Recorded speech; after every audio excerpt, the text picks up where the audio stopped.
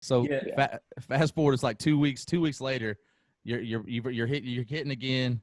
Hit your first grand slam. So I mean, we're just running through this resume, Austin. It's so impressive. But I mean, again, this is another feat at such a young age. What's your emotions like? Yeah, first grand slam. Freddie, the first thing when I hit it and I came around, went into the dugout, I was getting high five from the guys, and Freddie was like, "I'm so mad at you." He's like, because Freddie didn't hit one until this past year. He's played for 10 years and he hit his first one this year, and he's like, "You hit your first one in like the first 2 weeks." He's like, "It doesn't happen like that."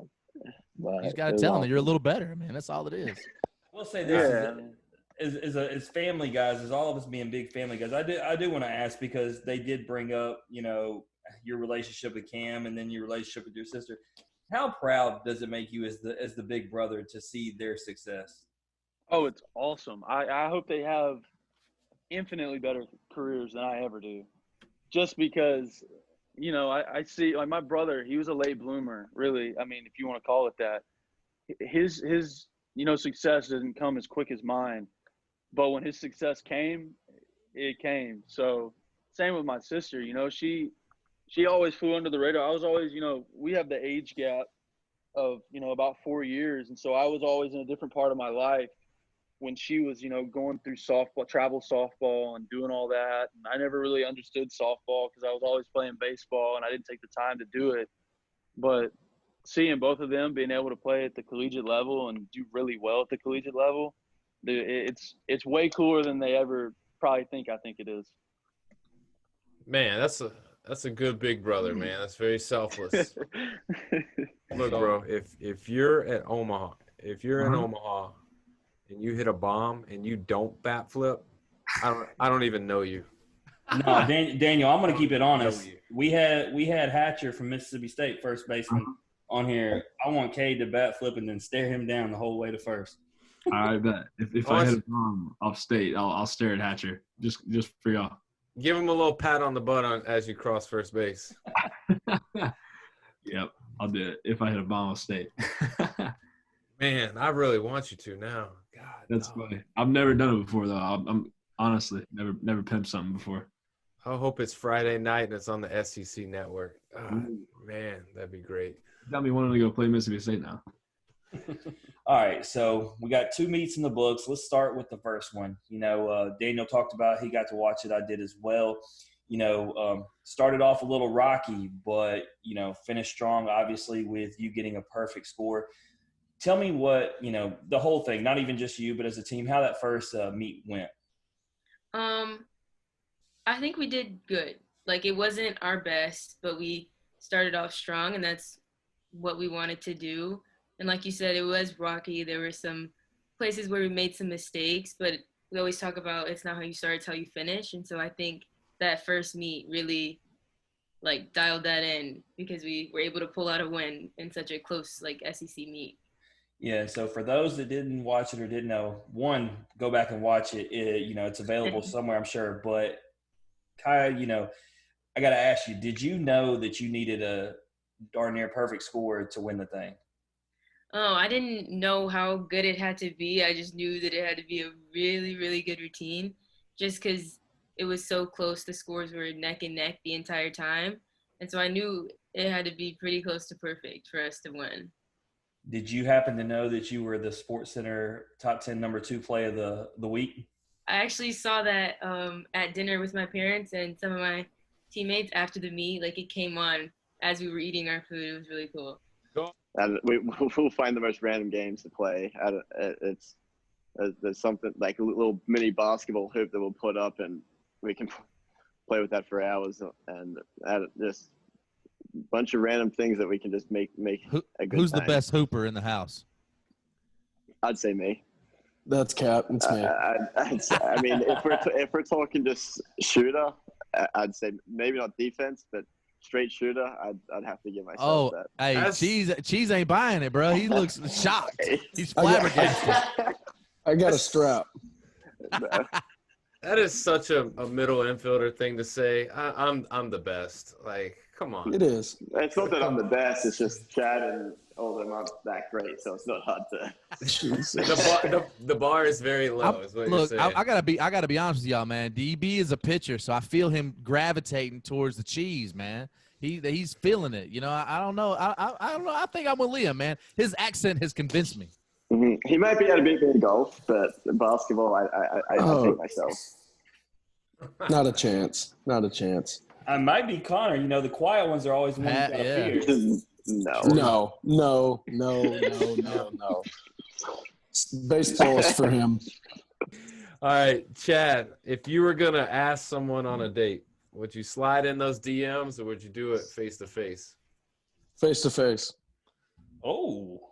Texas gentleman. You realize you're the first male athlete to say that? I never get nervous, just to talk to people. I don't meet a stranger. Liam, would you rather go back in the past or fast forward to the future? Back in the past. If you were going to do something differently in the past, what would you do?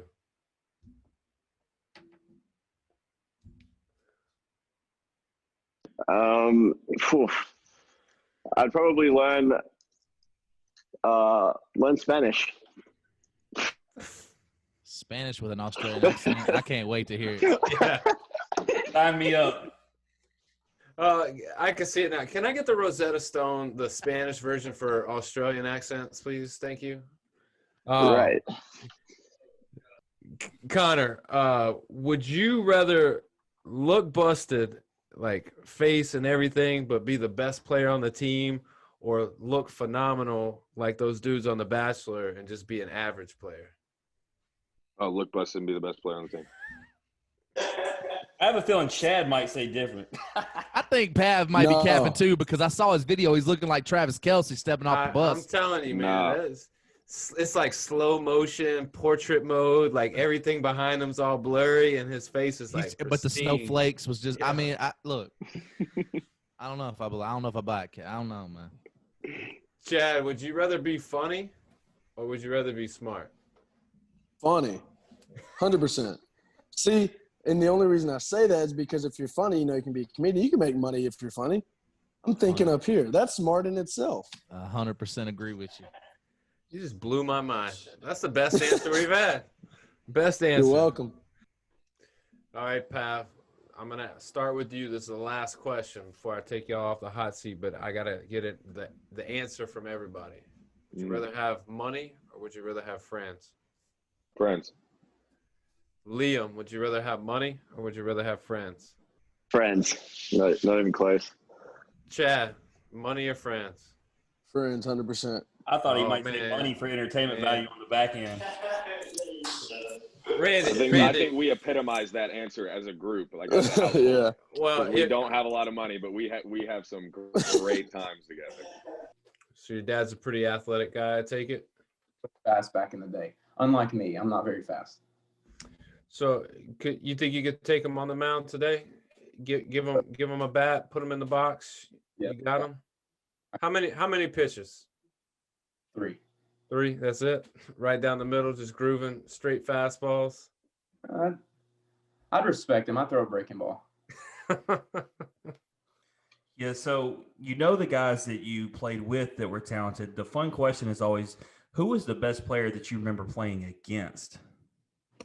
Oh, this is actually a really funny story. So my high school coach, you were talking about guys that coaches that would allow guys to have fun, talk some crap. So my high school coach was that guy, Jesse Marlowe, and he I think it was a preseason game against Lake Mary, and a guy that played for that team, his name was Brendan Rogers. He now plays in the AAA organization for the Rockies, and he was just an all-around stud that year. And I was really cocky. And I was it was my sophomore year. I had a good freshman year.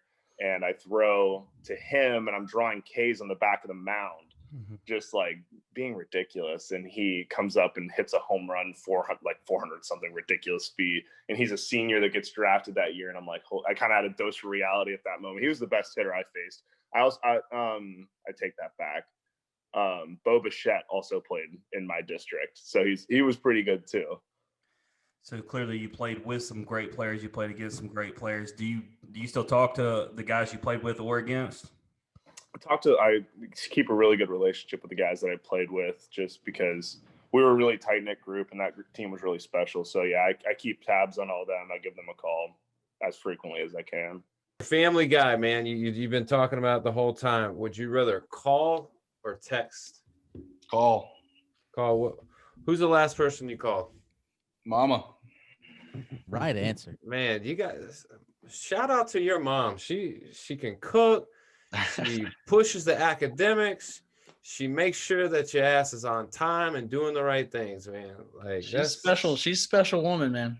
Hey, get it, man. All right, so if you're building a team, would you rather have Derek Jeter, a guy that's the captain, that's a champion, that wins, that's just a true competitor, or would you rather have a guy like Cal Ripken Jr., who's an Iron Man, who plays it all and is going to give you everything they got every single day? Jeter. I think he's got his leadership qualities are second to none, and the way that he conducts himself is super contagious. And I understand that Ripken is someone who's going to lead by example better than anybody, but it takes a lot to be able to lead in Major League Baseball.